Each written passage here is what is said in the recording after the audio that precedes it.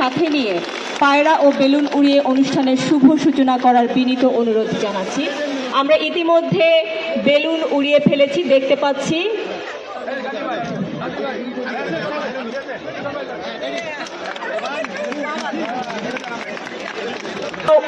ওড়ানো হয়ে গেছে, আমরা দেখতে পাচ্ছি সাদা পায়রাগুলো উড়ে যাচ্ছে আকাশে। এবার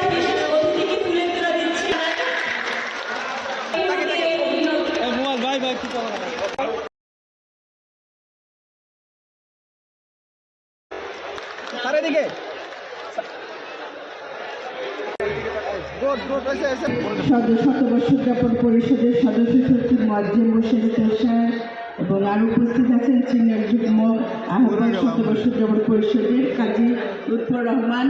উপস্থিত আছেন এই অত্র প্রতিষ্ঠানের সম্মানিত শিক্ষকবৃন্দ, উপস্থিত আছেন অত্র প্রতিষ্ঠানের বর্তমান এবং সাবেক শিক্ষার্থীবৃন্দ এবং সর্বোপরি উপস্থিত প্রথমে আমি আপনাদের কাছে কৃতজ্ঞতা প্রকাশ করছি এই কারণে যে আজকে আপনাদের আমন্ত্রণে আমি এখানে আসতে পেরেছি এবং অবস্থান তার পেছনে সমস্ত অবদান আমার বাবার।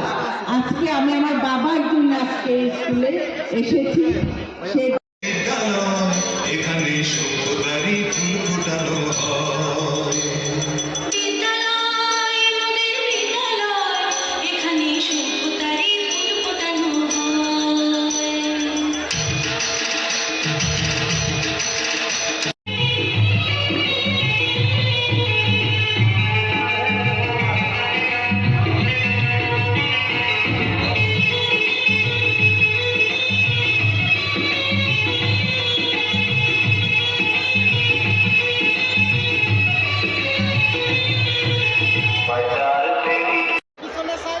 আপনারা জানেন যে এটা ইব্রাহিম স্কুল একটা ঐতিহ্যবাহী স্কুল।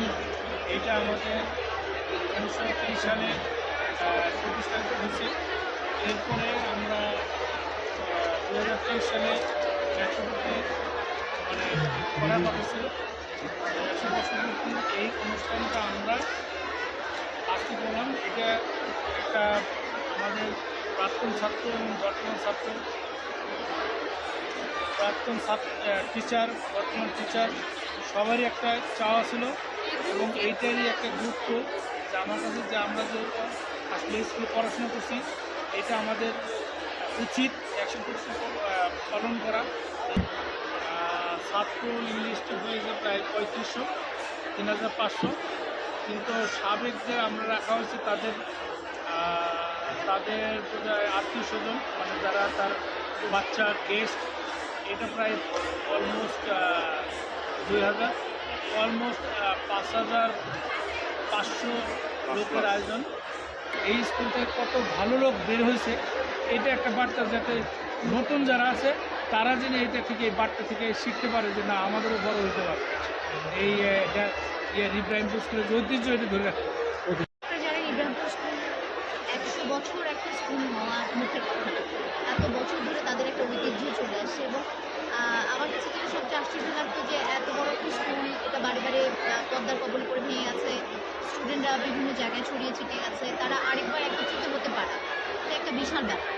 তো আমার কাছে মনে হচ্ছে যে আমরা যদি এটার সাথে সম্পৃক্ত হতে পারি, আমরা যদি তাদেরকে একত্রিত করতে পারি, তারা একটা মিলন মেলা হলো, তারা পুরোনো বন্ধুবান্ধব খুঁজে পেল, পুরোনো টিচারদের সাথে দেখা হলো, নতুন স্টুডেন্টরা দেখলো যে এত ঐতিহ্য, এত বছরের ঐতিহ্য নয়, কীভাবে এটা অনুপ্রাণিত হতে পারে তারা। তো আমি এটা আসতে পেরে আমি অবশ্যই অনেক গর্ববোধ করছি যে আসতে পারছি।